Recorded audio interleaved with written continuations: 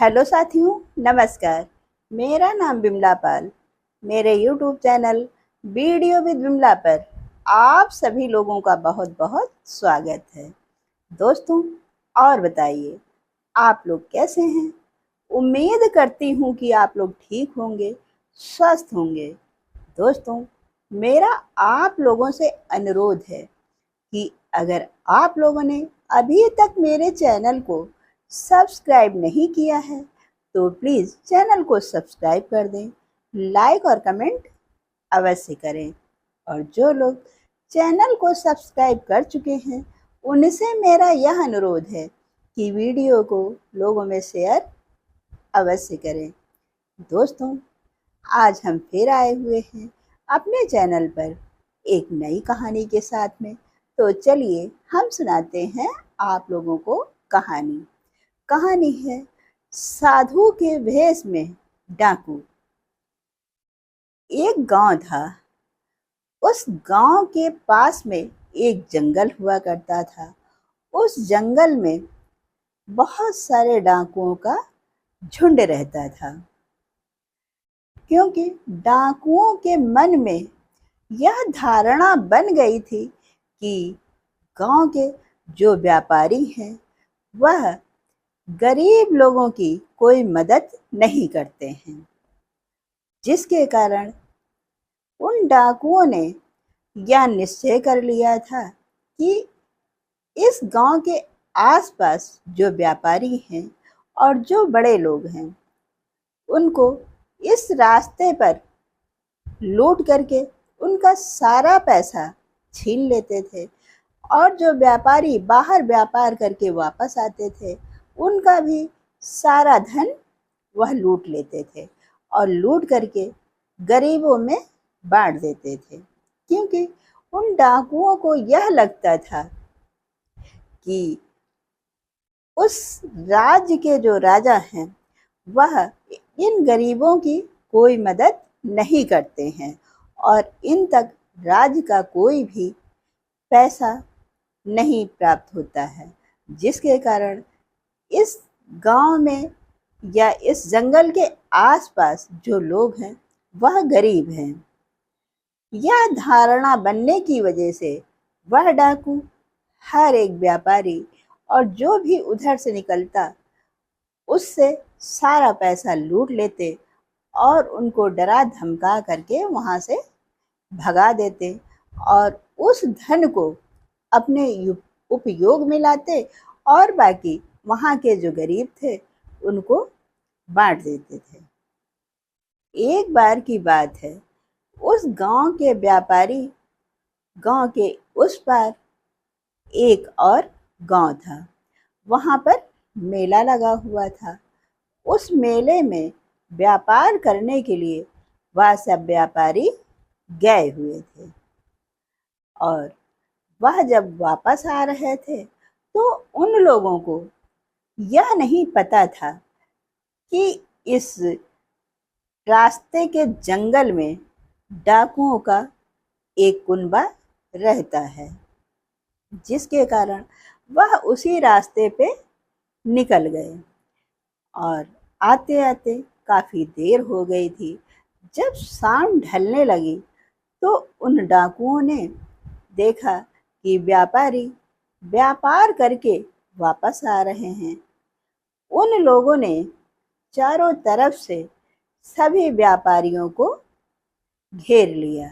जब व्यापारी उन चोरों के चारों तरफ घिर गए तब उन लोगों ने उनको लूटना और डराना धमकाना शुरू कर दिया।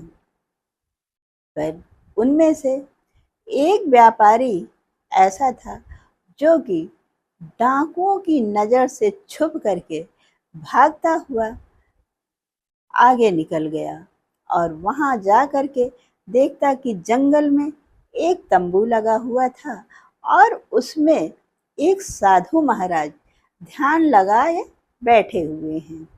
वह डाकू भागता हुआ गया और उस तंबू में जा करके लेट गया और काफी तेज तेज सांस लेने लगा, क्योंकि वह भागने की वजह से काफी थक गया था और जिसके कारण उसकी सांस फूलने लगी थी।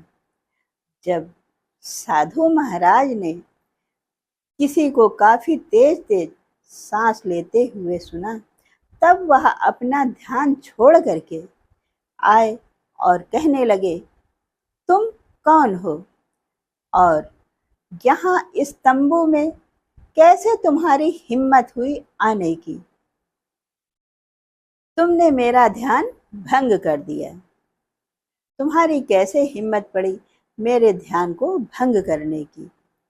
यह सुन करके वह व्यापारी काफी डर गया और अटपटी आवाज में जल्दी से उठ करके बैठ गया और उसके मुंह से आवाज भी नहीं निकल रही थी। वह किसी तरह से उन साधु महाराज से कहता है कि यह मेरा धन से भरा हुआ थैला है। हम लोग व्यापार करके वापस आ रहे थे, तभी डाकुओं ने हम सभी को घेर लिया है और हमारा धन छीन रहे हैं। पर मैं उनसे बच करके भागता हुआ आपकी शरण में आया हूँ। और वह थैला उन साधु को पकड़ाते हुए भागने लगता है। यह सब देख करके साधु के मुंह से आवाज नहीं निकली। वह कुछ बोल पाते कि उससे पहले वह व्यापारी काफी दूर निकल गया था। उन साधु महाराज ने उसके पैसों से भरा हुआ थैला अपने पास रख लिया और रखने के बाद में उस व्यापारी ने जो यह कहा था कि यह थैला मैं आपको देकर जा रहा हूँ, क्योंकि मैं डाकुओं से बच के आया हूँ, वरना वह डाकू यह मेरा धन से भरा हुआ थैला छीन लेते। अगर वह ऐसा करते तो मेरे घर परिवार में मेरे बच्चे भूखे मर जाते। और यह कहकर वह वहाँ से जाने लगा और साथ साथ उसने यह भी कहा कि अगर मैं डाकुओं से जिंदा रहा तो यह पैसा आपसे वापस ले जाऊंगा, और अगर डाकुओं ने मुझको मार दिया तब आप यह पैसा मेरे घर परिवार को दे देना, क्योंकि इसी पास के गांव में ही हमारा परिवार रहता है। और इतना कहते हुए वह व्यापारी भाग गया। जब साधु ने उस व्यापारी की बात सुनी तो उनको बहुत आश्चर्यचकित हुआ, क्योंकि उस व्यापारी को यह नहीं पता था कि वह जिसके पास गया है वह डाकुओं का सरदार है। अब उन साधु महाराज ने धीरे से जा करके डाकुओं को शांत कराया और यह कहने लगे कि इन लोगों को छोड़ दो और इनका लूटा हुआ धन भी वापस कर दो। तभी उन डाकुओं ने जब अपने सरदार को इशारे में यह बात करते हुए देखा, तब वह समझ नहीं पाए कि आखिर में ऐसा क्या हो गया जो उनके सरदार उन सभी व्यापारियों को छोड़ने की बात कर रहे हैं और उनका धन वापस करने के लिए कह रहे हैं। तब उनमें से एक डाकू यह कहने लगा कि मैंने इतनी मेहनत से यह जो धन इन लोगों से छीना है तो मैं इतनी आसानी से वापस नहीं कर सकता, क्योंकि अगर मैं यह धन इन लोगों को वापस कर दूंगा तब हम लोगों का क्या होगा, हम लोग भूखे मर जाएंगे। तब उन डाकुओं के सरदार ने कहा कि ठीक है, अगर ऐसा है तो हम लोग यह करते हैं कि इनसे लूटा हुआ आधा धन इनको दे देते हैं और आधा अपने पास रख लेते हैं। इस बात से सभी डाकू सहमत हो गए और उन लोगों ने उन व्यापारियों को उनका आधा धन वापस कर दिया और आधा अपने पास रख रहे थे। जब उस डाकू के सरदार ने उस लूटे हुए धन का बंटवारा कर रहे थे, तभी वह व्यापारी जो भाग के गया था वह चुपके से वापस आता है और देखता है कि जिसको वह अपना थैला देकर गए थे वह तो एक डाकुओं का सरदार है।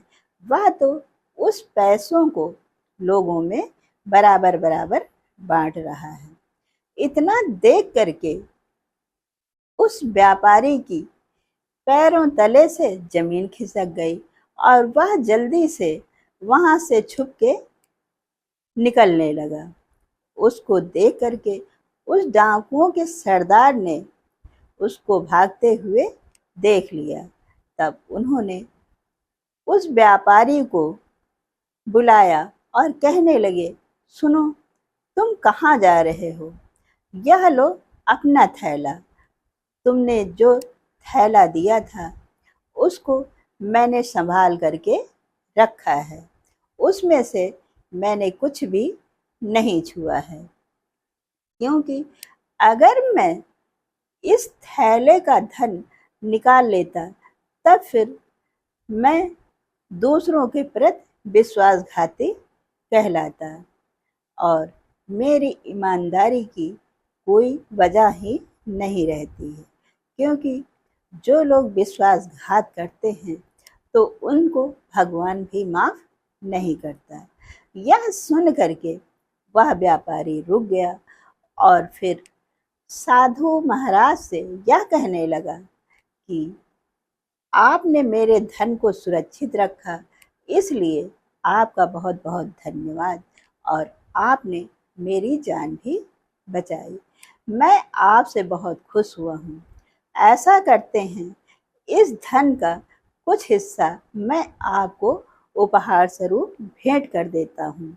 यह सुन करके उस डाकुओं के सरदार ने कहा कि नहीं, मैं यह नहीं कर सकता, क्योंकि मैंने तुम्हें यह वचन दिया था कि अगर मैं यह थैला अपने पास रखे हूँ तो अगर तुम जिंदा रहोगे तो वापस ले जाओगे और अगर जिंदा नहीं रहे तो तुम्हारे परिवार को सकुशल यह थैला वापस कर दूंगा।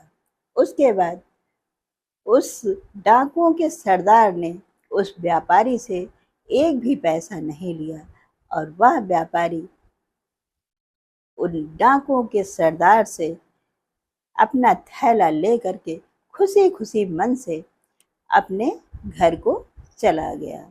उसके बाद से उन डाकुओं ने यह निर्णय लिया कि अगर उस गांव से गरीब लोगों के लिए धन नहीं मिल पाता है तो क्या हुआ, वह लोग कोई पैसा अलग से नहीं कमाते हैं, वह लोग भी तो मेहनत करके ही पैसा कमाते हैं। तो हम लोग ऐसा क्यों नहीं करते हैं कि खुद मेहनत करके धन कमाएं और उसी से दूसरों की मदद करें और हम लोग भी आराम से रहें। उसके बाद से उन डाकुओं ने लोगों से लूट करने का काम छोड़ दिया और सब कमाने लगे और खुशी खुशी रहने लगे। दोस्तों, यह रही छोटी सी कहानी। कहानी कैसी लगी आप लोग कमेंट के माध्यम से अवश्य बताइएगा। हम फिर मिलते हैं आपसे अपनी अगली वीडियो में। तब तक के लिए नमस्कार। जय हिंद, जय भारत।